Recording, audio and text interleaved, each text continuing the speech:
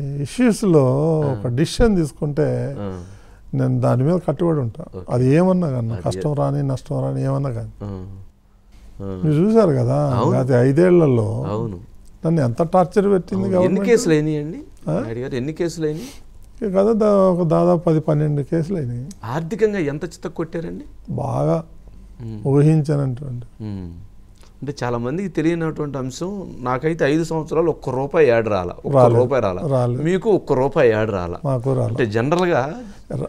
రాకపోతే పోయింది అంతకుముందు చంద్రబాబు నాయుడు గారి గవర్నమెంట్ లో ఉన్న బిల్లులు కూడా ఆపేశారు ఇప్పుడు ఎంత రిలీజ్ అయినాయా కోర్టు పోయినా కోర్టులో తిరిపించారు పే చేయమని పే చేయట్లేదు కంటెంప్ట్ వేసిన ఈ లెవెల్ గవర్నమెంట్ మారింది కొంత రిలీజ్ అయింది కొంత రావాలి అదే ఇప్పుడు నాయాగా ఉన్నాయి వీళ్ళు రావాలి అంటే పరిస్థితులు అంటే ఎప్పుడైనా ప్రభుత్వం మీడియా మీద అంత కక్ష సాధింపు చర్యలు లేవు కదా ఏంటి జగన్మోహన్ రెడ్డి గారు ఎందుకు అంత ఆయన తెలిసింది అది ఒకటే కదా ఇంకేం తెలుసు ఆయనకి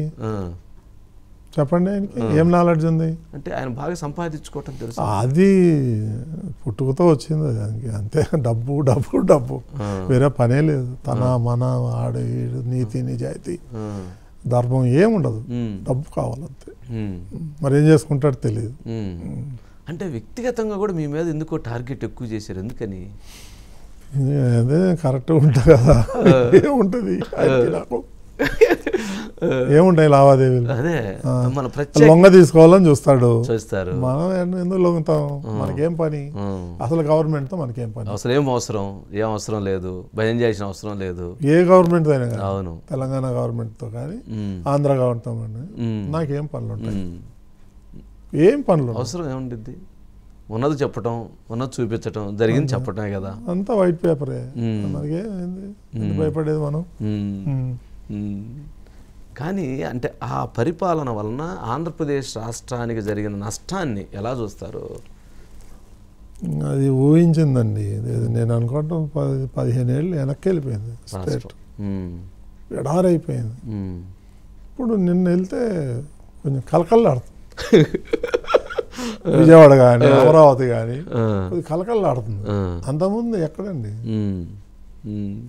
బాధేసేది మీరు బందర్ రోడ్డు ఉంది కదా ఈ బస్ స్టాండ్ నుంచి అవును అవును పాటమాట దాటిపోయేదాకా అది సరంగం రోడ్ అని ఒకటి ఉంటుంది అవును సరంగం రోడ్డు అది సింగపూర్లో అవును లైట్లు వేసి అంత అట్లా ఉండేది దాన్ని కర్ఫ్యూ ఏరియా లాగా అయిపోయింది లాస్ట్ 5 years చాలామంది చాలా చోట్లకి వెళ్ళిపోయారు బిజినెస్లు కూడా అన్ని మూసుకొని ఇప్పుడు మళ్ళీ అది కనపడతా ఉంది